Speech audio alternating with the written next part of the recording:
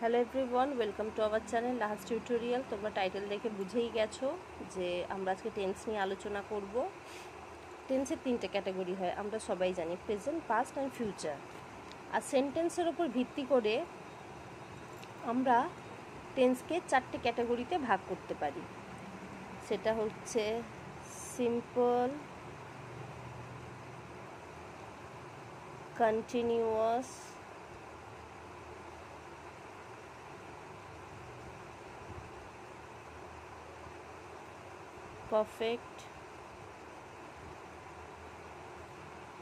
Perfect continuous. এটা আমরা সবাই জানি। এবার এই প্রত্যেকটা ক্যাটাগরিতে তিনটে করে হয়, যেরকম simple present, simple past, simple future. তাহলে সিম্পলের হয়ে গেল তিনটে, কন্টিনিউয়াসের তিনটে, continuous present, continuous past, continuous future তিনটে। Present perfect, past perfect, future perfect এটারও তিনটে। Present perfect continuous, past perfect continuous, future perfect continuous এটারও তিনটে। তাহলে টোটাল কটা হলো? 12টা। তাহলে টোটাল 12টা টেন্স, এটা আমরা সবাই জানি। তাহলে এসো আমরা প্রথমেই আজকে আলোচনা করব ফার্স্ট ক্যাটাগরি, সেটা হচ্ছে সিম্পল।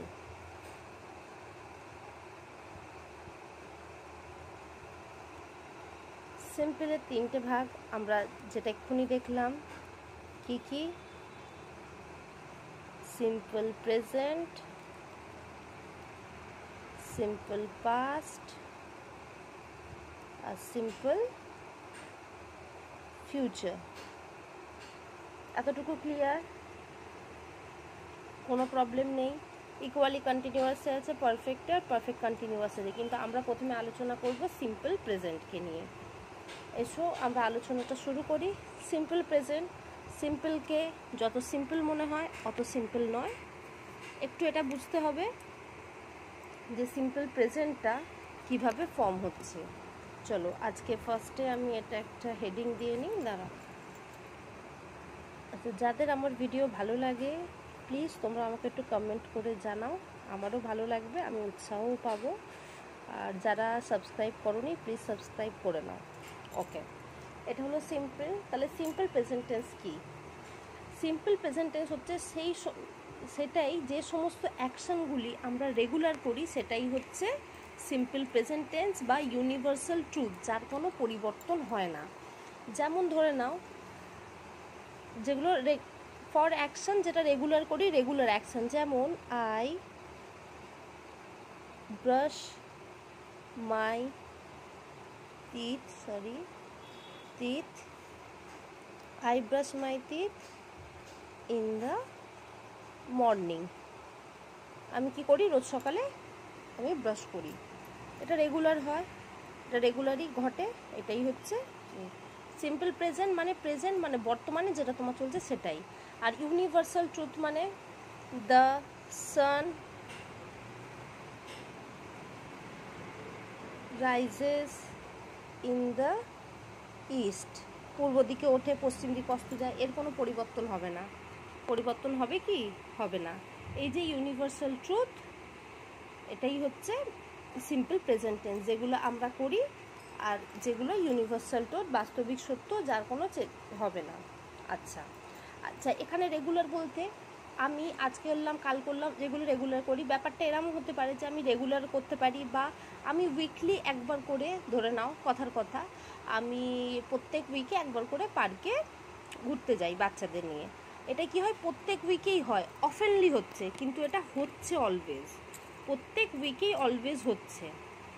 যেরকম হয়, হয়তো আমি 15 দিন ছাড়া কোথায় গেলাম বা কিছু করলাম।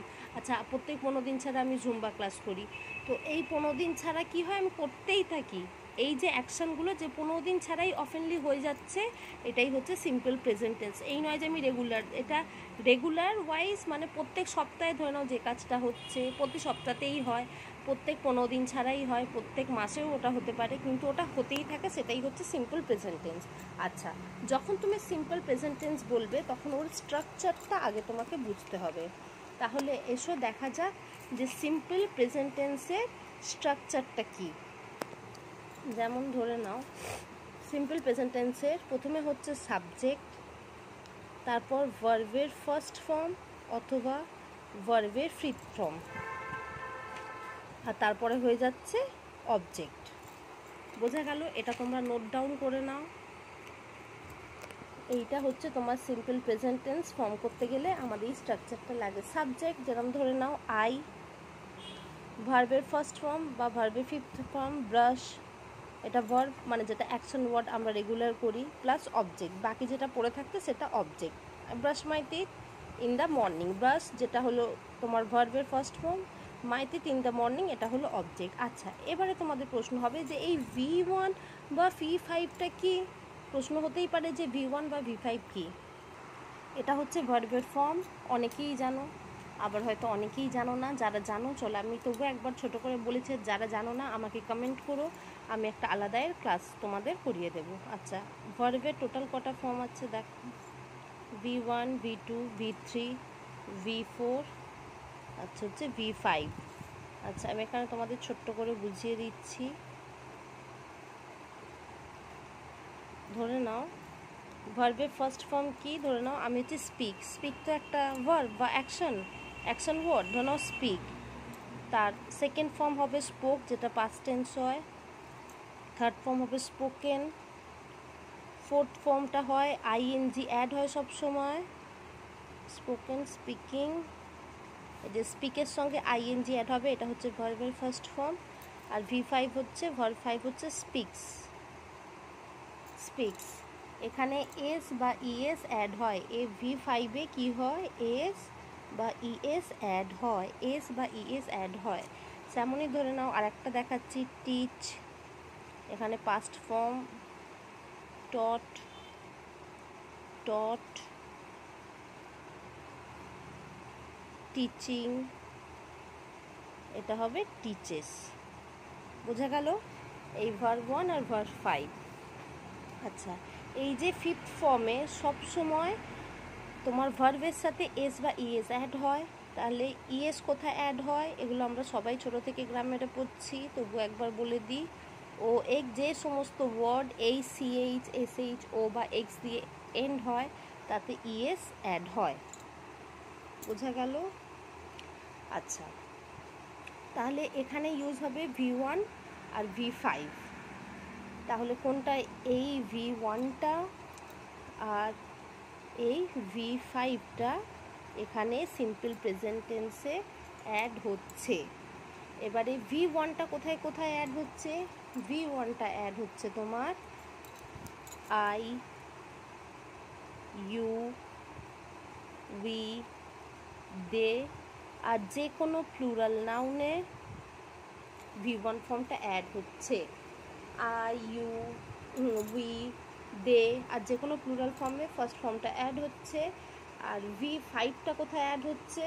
V5টা তোমার অ্যাড হচ্ছে হি অর শি, আর যে কোনো থার্ড পারসন সিঙ্গুলার নাম্বার, মানে হি সি ছাড়া যে কোনো কিছুর নাম হবে সেটাই হচ্ছে থার্ড পারসন সিঙ্গুলার। প্লুরাল এখানে হবে না, প্লুরালের ক্ষেত্রে V1 হবে। থার্ড পারসন সিঙ্গুলার এটা মাথায় রাখবে, হি সি আর যে কোনো কারোর নাম এটা হবে থার্ড পারসন। কারণ আমি তুমি ছাড়া যে কোনো তৃতীয় ব্যক্তি হলো থার্ড পারসন, কিন্তু এটা হতে হবে সিঙ্গুলার, তখনই এই V5 ফর্মটা ইউজ হবে। চলো আমি এখানে কিছু এক্সাম্পল দিয়ে তোমাদের এবার বুঝিয়ে দিই। ধরে নাও আমি যেটা করি কি, আই কাম হেয়ার, আমি এখানে আসি। আই স্পিক ইংলিশ, আমি তোমাকে সিম্পলের প্রেজেন্ট টেন্সের কিছু এক্সাম্পল দিয়ে দিচ্ছি। স্ট্রাকচারের সঙ্গে দেখো, সাবজেক্ট, ভার্বের ফার্স্ট ফর্ম যেহেতু আই আছে, তারপরে অবজেক্ট। এখানে সাবজেক্ট, ভার্বের ফার্স্ট ফর্ম, অবজেক্ট। এবারে দেখো, এবারে তুমি হতে পারে ইউ আন্ডারস্ট্যান্ড, ইউ আন্ডারস্ট্যান্ড তুমি বোঝো, এটাও হতে পারে। তো তুমি বোঝো, ইউ স্পিক ইংলিশ তুমি ইংলিশ বলো, আই ইউ যা হবে ভার্বের ফার্স্ট ফর্ম। এবার V5 অ্যাড করলে কি হবে দেখো, V5 করা হবে হি, আই আন্ডারস্ট্যান্ড, ইউ আন্ডারস্ট্যান্ড, ভার্বের ফার্স্ট ফর্ম, যখনই হি হয়ে যাচ্ছে থার্ড পারসন তখনই হবে হি আন্ডারস্ট্যান্ড, সে বোঝে, এই এসটা অ্যাড হলো। বা হতে পারে হি গোজ টু স্কুল, দেখো গো হলো তোমার ভার্ব, ভার্বের সঙ্গে ইএস অ্যাড হলো, কারণ ও যেখানে ও দিয়ে এন্ড হয় সেখানে ইএস অ্যাড হয়, আমি আগেও বললাম he goes, he does, he goes to school. He comes here, সে এখানে আসে। আশা করছি তোমরা বুঝতে পারছো, এতটুকু ক্লিয়ার। আচ্ছা বলো তো আই কামস হিয়ার হবে না? আই কামস হিয়ার হবে না, কারণ এটা তোমার সাবজেক্ট, এটা ফার্স্ট পারসন, বা আর এই সাবজেক্টে সবসময় ভার্বের ফার্স্ট ফর্ম ইয়ে হয়। I come here, I come here হয়, আই কামস হবে না, কিন্তু যখনই হি হবে বা কারুর নাম হবে, ধরে নাও রবি কামস হেয়ার, কারুর নাম বললেও তখনও ভার্বের ফিফথ ফর্ম হবে, আমি তোমাদের এক্ষুনি বললাম রবি কামস হেয়ার হবে। আচ্ছা রবির জায়গায় আমি তোমাকে বলছি যে কি বলবো, ধরে নাম আয়ুষী স্কুলে যায়, তাহলে কি হবে আয়ুষীও কারুর নাম, আয়ুষী গোজ টু স্কুল, আয়ুষী স্কুলে যায়। আমি যখনই সেন্টেন্সটা বাংলায় বলছি তোমরা ইংলিশে বলার চেষ্টা করো, তাহলে আয়ুষী থার্ড পারসন, আমি বললাম কারুর নাম, তখন ভার্বের ফিফথ ফর্ম হবে আয়ুষী গোজ টু স্কুল। আচ্ছা আমি যদি এভাবে বলি রিনা না আয়ুষী অ্যান্ড আয়ুষ্মান স্কুলে যায়, তখন কি হবে Ayushi and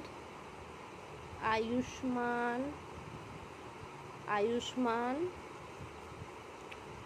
goes to school, কারণ এটা নাম তো তাই হবে তো, Ayush and Ayushman goes to school, না গোজ হবে না, কারণ আয়ুষী আর আয়ুষ্মান এটা প্লুরাল হয়ে যাচ্ছে, একজনের বেশি দুজন হয়ে যাচ্ছে, সবসময় বলেছি থার্ড পারসন আর সিঙ্গুলার, কারুর নাম হবে কিন্তু সিঙ্গুলার, যেরকম আয়ুষী এখানে একা তাই গোজ হয়েছে, কিন্তু যখনই আয়ুষী আর আয়ুষ্মান বলবো তখন সেটা গো হবে, গো টু স্কুল। আশা করছি তোমরা বুঝতে পারলে, এখানে আর কোনো প্রবলেম নেই। আচ্ছা এবার আরেকটু আমরা ডিটেলসে সিম্পল টেন্সকে আমরা আরেকটু ডিটেলসে গিয়ে আলোচনা করি। আচ্ছা দেখো আবার আমি স্ট্রাকচারটা লিখেছি, সাবজেক্ট V1 V5 আর অবজেক্ট, এটা হলো সিম্পল প্রেজেন্ট টেন্স। আচ্ছা ধরে নাও আমি এই যে কথাটা লিখলাম তোমাদের আই টিচ ইংলিশ, একদম ঠিক আছে, এটা একটা অ্যাসার্টিভ সেন্টেন্স, নর্মাল সেন্টেন্স যেখানে কোনো কোশ্চেন মার্ক নেই, কিছু নেই, এটা সিম্পল টেন্স, আমরা ফর্ম করা শিখে গেলাম। আচ্ছা এটা যদি আমরা নেগেটিভে করি, এটা কি অ্যাসার্টিভ সেন্টেন্স নর্মালি, এবার যদি এবারে নেগেটিভে করি তখন আমরা কিভাবে করব, তখন কি হবে সাবজেক্ট ডোন্ট অর ডাজন্ট, আশা করছি তোমরা বুঝছো, প্লাস ভার্বের ফার্স্ট ফর্ম প্লাস অবজেক্ট, যখন আমরা নেগেটিভে করবো, একটা simple tense I teach English এইটা ইউজ করলাম। এবার যদি আমরা সিম্পল টেন্সকেই নেগেটিভে বলি, আমি এত ডিটেলসে বলছি যাতে তোমরা বুঝতে পারো, ডোন্টটা কখন হবে আর ডাজন্টটা কখন হবে, একই ব্যাপার, ওই ভার্বের ফার্স্ট ফর্ম আর ভার্বের ফিফথ ফর্ম, ভার্বের ফার্স্ট ফর্ম যেখানে সেখানে ডোন্ট হবে, আর ডাজন্ট হবে যেখানে ভার্বের ফিফথ ফর্ম। কোথায় ইউজ হবে ডোন্টটা, আই ইউ উই দে আর যে কোনো প্লুরাল নেম, আর ভার্বের ফিফথ ফর্মটা কখন ইউজ হবে, হি শি ইট আর যে কোনো কারুর নাম। বোঝা গেল? তাহলে আই টিচ ইংলিশ, আমি কি বললাম আমি ইংলিশ শেখাই, তাহলে এটা যখন নেগেটিভে বলবো তাহলে কি হবে ভার্বের ফার্স্ট ফর্ম দিয়ে, I don't teach English, I don't teach English, তাই তো, I teach English, I don't teach English. আচ্ছা এবারে যদি আমি ওটাকে WH ইন্টারোগেটিভ কোশ্চেন করি, যে ধরে নাও এটা অ্যাসার্টিভ আই টিচ ইংলিশ, এটা নেগেটিভে বললাম আই ডোন্ট টিচ ইংলিশ, এবার যদি আমি এটা ইন্টারোগেটিভে করি, ডু অর ডাস প্রথমে হবে, তারপর সাবজেক্ট, তারপরে V1, তারপর অবজেক্ট কোশ্চেন মার্ক, তাহলে কি হলো, তাহলে I don't teach English, do I teach English, sorry do I teach English, আমি কি ইংলিশ শেখাই। বোঝা গেল? যখন এটি ইন্টারোগেটিভে দেখো আমি সিম্পল টেন্সকে তোমাদের ডিটেলসে বলছি, যেন তোমরা যখন কথা বলবে তোমাদের বলতে সুবিধা হয়। তাহলে যখন ভার্বের ফার্স্ট ফর্ম আমরা অ্যাসার্টিভে করছি আই টিচ ইংলিশ, নেগেটিভে কী হলো আই ডোন্ট টিচ ইংলিশ। তোমরা ভালো করে বিষয়টা বুঝে নাও। যখন আমি এটা প্রশ্ন তৈরি করলাম ডু আই টিচ ইংলিশ, যদি এই জায়গায় হি থাকতো he teaches English, doesn't he teach English. আচ্ছা এখানে দেখো এটা কিন্তু এখানে কিন্তু তোমরা খেয়াল করবে, এখানে যখনই হতো হি তাহলে কি হতো, ডাজন্টটা আগে চলে আসতো, কিন্তু ভার্বের ফার্স্ট ফর্মই হতো। হি ডাজন্ট টিচেস হতো না, তখন হি, দেখো আমি এখানে আবার তোমার লিখেছি I teach English, he teaches English. তাই তো, এটাই তো কারেক্ট, আমি শেখালাম। কিন্তু যখনই ওটা নেগেটিভে হবে তখন সেটা ডাজ হবে, যেহেতু ভার্বের ফিফথ ফর্মটা ইউজ, আচ্ছা ডাজন্টটা ফিফথ ফর্মে ইউজ হয়। ডাজন্ট হি টিচ ইংলিশ, সে কি ইংলিশ শেখায়। ডাজন্টটা দেখো টিচেসটা কিন্তু টিচ হয়ে গেল, এটা তোমরা খেয়াল রাখবে। যখনই আমরা নেগেটিভে করলাম যেহেতু ডাজটা সামনে চলে এসেছে ওই জন্য ভার্বের ফর্মটা ফার্স্ট ফর্ম হয়ে গেল। দেখো আমি এখানে লিখেছি ডোন্ট বা ডাজন্ট যাই আসুক, যখন নেগেটিভে হচ্ছে তখন ভার্বের ফার্স্ট ফর্মটা ইউজ হচ্ছে। ডু আই টিচ ইংলিশ, তাহলে এখানে যখন হি হবে ডাজ হি টিচ ইংলিশ। আচ্ছা এবার যদি আমি এটাকে তোমার ওয়াই দিয়ে প্রশ্ন করি, ওয়াই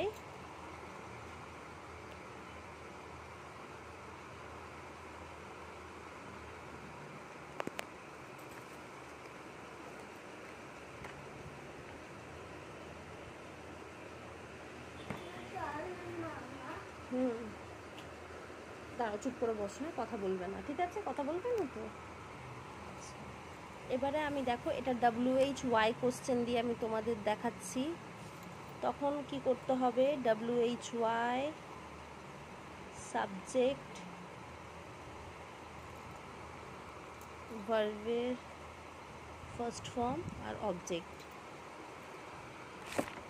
আচ্ছা দেখো এবার যখন ওয়াই দিয়ে প্রশ্ন হবে কি হবে, ওয়াই ডু ডাসটা কোথায় বসে তোমরা জেনে গেছো, তাহলে why do I teach English, আমি কেন ইংলিশ শেখাই। যখন এটা হু দিয়ে প্রশ্ন হবে তখন করতে হবে WH প্লাস ভার্বের ফার্স্ট ফর্ম বা ভার্বের ফিফথ ফর্ম প্লাস অবজেক্ট, হু টিচ ইংলিশ।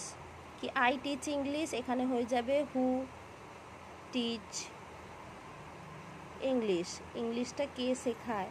এখানে কিন্তু সাবজেক্ট নেই, কারণ হু সাবজেক্টকেই প্রশ্ন করা হচ্ছে, নাউনটাকে যে কে, তাহলে হবে হু টিচ ইংলিশ। যদি ভার্বের ফিফথ ফর্ম তোমার থার্ড পারসন হয় কি তখন হবে হু টিচেস ইংলিশ, তাহলে হয়ে যাবে হু টিচেস ইংলিশ। অলরেডি ভিডিওটা আজকে মোটামুটি বড় হয়ে গেছে, তোমরা এতটুকুই সিম্পল প্রেজেন্ট টেন্সটা ভালো করে তোমরা বাড়িতে চর্চা করো, বাড়িতে শেখো। আমি আর একটা ভিডিও পরে তোমাদের সিম্পল এটা ভালো করে শিখে নাও, পাস্ট আর ফিউচার, সরি সিম্পল পাস্ট আর সিম্পল ফিউচার নিয়ে আমি আর একটা পরের ভিডিও বানাবো। আশা করছি তোমরা এতটুকু বুঝে গেছো। ভালো করে দেখো যে স্ট্রাকচারটা ভালো করে তোমরা বাড়িতে বারবার রেগুলার যে কাজগুলো করছো বলে প্র্যাকটিস করার চেষ্টা করো, সেটাকেই অ্যাসার্টিভ করো, নেগেটিভ করো, ইন্টারোগেটিভ করো, ওয়াই দিয়ে হু দিয়ে তোমরা করতে থাকো ততক্ষণ। আর ভালো লাগলে ভিডিওটা বন্ধুদের সঙ্গে শেয়ার করো। আমি পরের ভিডিওতে সিম্পল পাস্ট আর সিম্পল ফিউচার নিয়ে আলোচনা করবো।